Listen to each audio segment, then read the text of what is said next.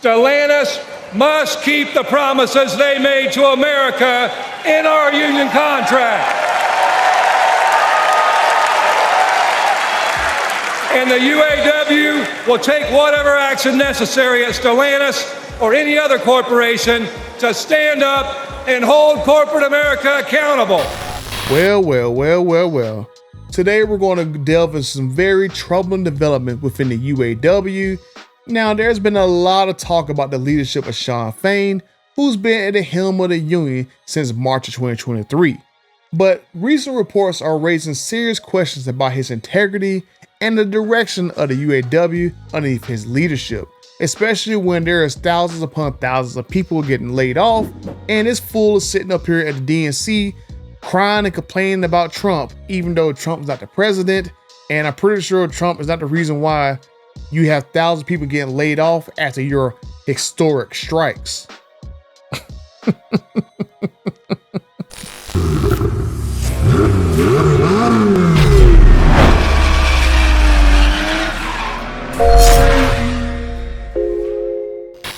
Dealing with a dealership or a corporation that's giving you the runaround can feel like you're stuck in first gear while everyone else is speeding by.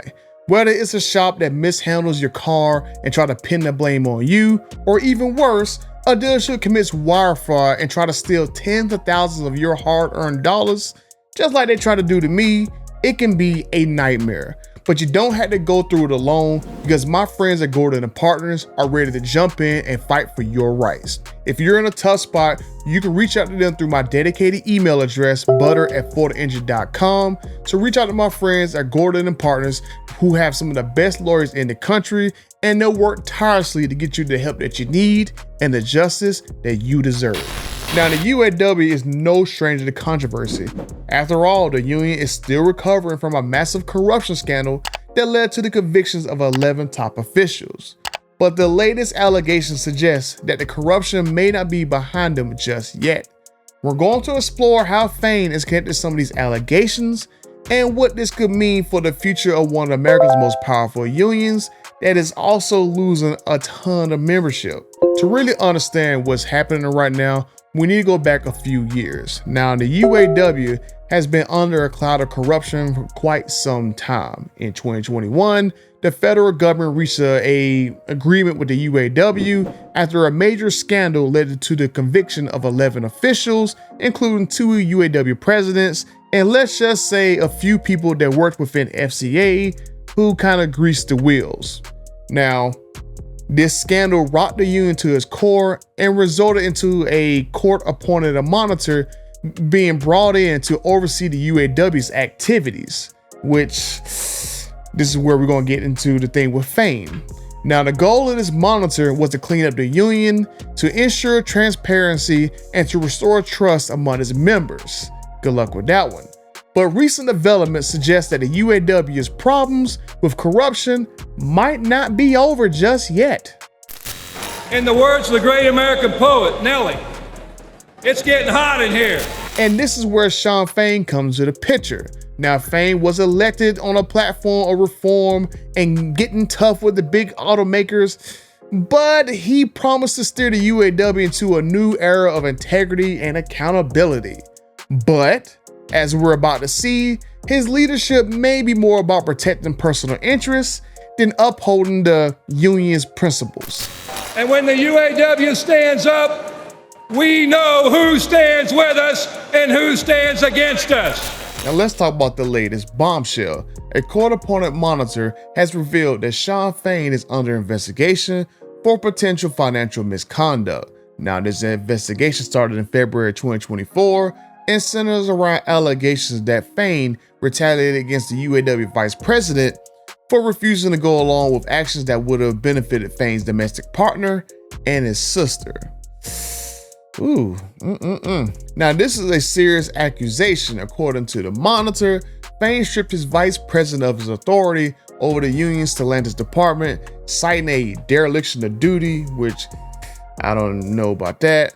But union officials have come forward and saying that this was actually retaliation because the vice president refused to support actions that would have financially benefited Fain's partner. Now, this isn't just an internal matter. This has major implications for the credibility of the UAW under Fain's leadership. Now, if these allegations are true, it means that the very person who's supposed to be leading the charge for reform is actually using his position to further his own personal interests, which is not very hard to see of all the crap he's talking about on TV. And I don't really see him complaining about Stellantis and these other manufacturers laying people off, rather than Fain crying about Trump on one hand and then crying about they're gonna go take down the South, blah, blah, blah, blah, but whatever. But it doesn't stop there. The investigation also includes accusations against the union's Secretary-Treasurer, Margaret Mock.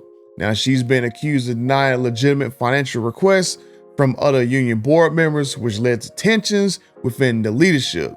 Now, when the board voted to reduce her authority, she claimed that Fain would retaliate against her for refusing to authorize inappropriate spending. Now, this paints a picture of a leadership embroiled in internal conflicts where power struggles and personal vendettas seem to be taking precedence over the union's mission.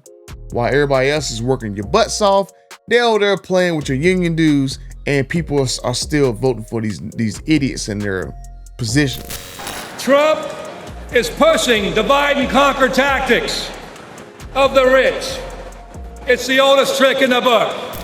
Now let's shift our focus to how the UAW's finances have been managed under Fain's leadership. Now, we already know that Fain's total compensation in 2023 was significantly higher than his predecessor, Ray Curry.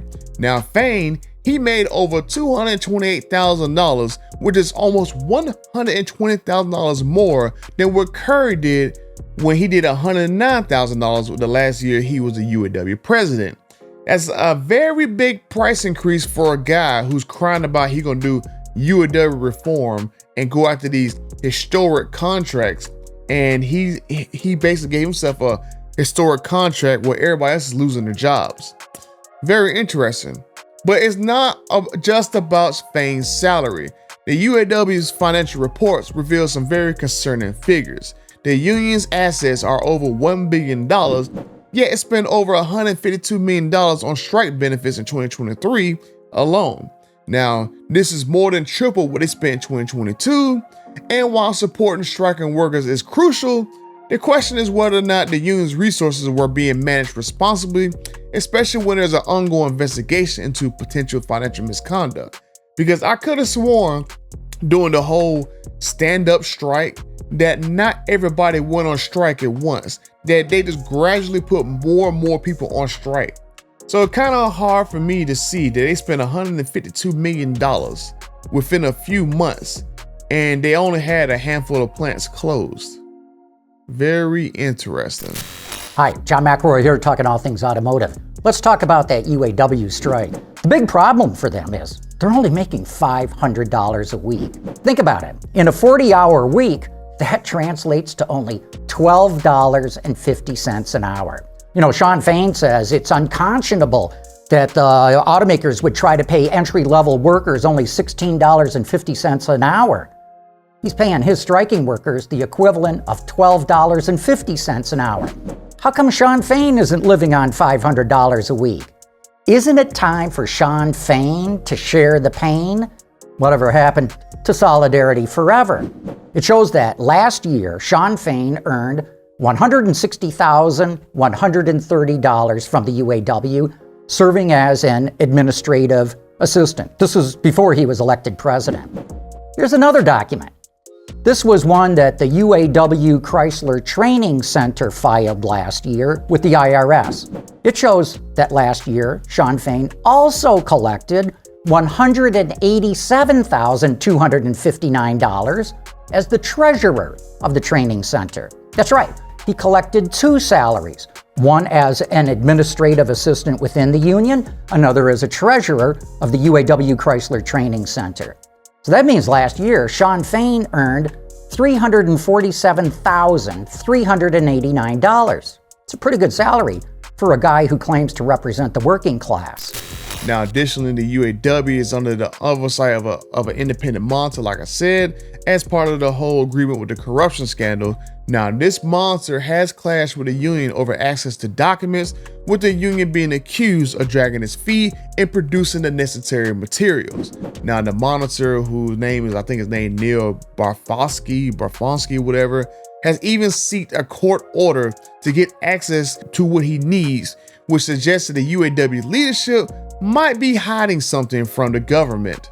Now, this reluctance to cooperate with the monitor only adds to the suspicion. Now, if Shan Fain is so committed to transparency and reform, why is he resisting the government and trying to get documents that might prove that he is mishandling funds? Why make it so difficult for the monitor to do his job? These are the questions that every UAW member, and indeed anyone interested in the integrity of unions, should be asking. Now, what does all this mean for the average UAW member? At a time when unions are more important than ever in fighting for workers' rights, these internal struggles and allegations of corruption could undermine the very foundation of the UAW. Members need to trust that their leaders are working in their best interests, not using their positions to benefit themselves or their close associates, or let's just say get themselves on an economic council for the current president of the United States, when your main focus is supposed to be the jobs of the people who voted you in, and then they're getting laid off by the thousands, but yet you're going on TV at the DNC convention, running your mouth off by a guy who's not even a president, and I'm pretty sure he's not responsible for thousands upon thousands of people getting laid off. But hey, Shan Fain's looking out for numero uno, himself. The ongoing investigation and financial mismanagement under Fain's leadership could have a long-lasting repercussion. If members lose faith in the membership, it could weaken the union's ability to negotiate effectively with automakers. It could also make it more difficult to recruit new members, particularly in non-unionized plants, a key goal that Fain has supposedly been championing, which last time I checked, they kind of got to a screeching halt because a couple plants was like, nah, we're not gonna go unionize. And then what was that? A Nissan plant in New Jersey was like, nah, we don't want to get into the union. You can see a whole bunch of crap going down. And you see, like in Michigan, for example, they changed the law that required everyone in a union in Michigan, you have to pay a union due, when before it was optional to pay a union due. Well, maybe that's because there are so many people who don't want to be in a union that they had to change the law in order for the UAW to get some more money. But all is not lost. The fact that these issues are being investigated shows that there may be still a chance for the UAW to turn things around, but more than likely not under this president. It's crucial that the union fully cooperates with the monitor and addresses these allegations head on, which they already are not doing so because it took the monitor going to the court to sue them over these documents. Only by confronting these issues transparently can the UAW hope to regain the trust of its members and continue to fight effectively for workers' rights. Since they're being economically, what was that crazy word he used? Economic justice or whatever, which how's the economic justice working so far, UAW? Because a lot of you guys are getting laid off, and a lot of you guys are losing shifts, and Mr. Economic Justice is still sitting around with $220K of your union dues dicking around. Just saying. So where do we go from here? The future of the UAW is at a crossroads. Shan Fain promised reform, but right now, under his leadership, is under a cloud of suspicion. It is up to the union's members and the court-appointed monitor to ensure that the UAW stays true to its mission and doesn't fall back into the corrupt practices of the past, which is looking like it is doing so right now. I'll be keeping a close eye on this story as it develops, and I encourage all of you to do the same. The strength of any union lies in its members, not its leadership. And it is essential that we hold our leaders accountable. Now, if you found this breakdown insightful, make sure you like, comment, and subscribe to the channel so you don't miss any of the updates. And as always, stay informed and stay engaged. Now, thank you guys for watching, And until the next time, I'm out. On behalf of 1 million active and retired members of the UAW, and I want to say thank you to Joe Biden for making history. Donald Trump did not bring back the auto industry. Who will stand with the working class in our fight for justice? Kamala Harris. And that's the difference. On the other side, we have Trump and Vance. Two lapdogs for the billionaire class who only serve themselves.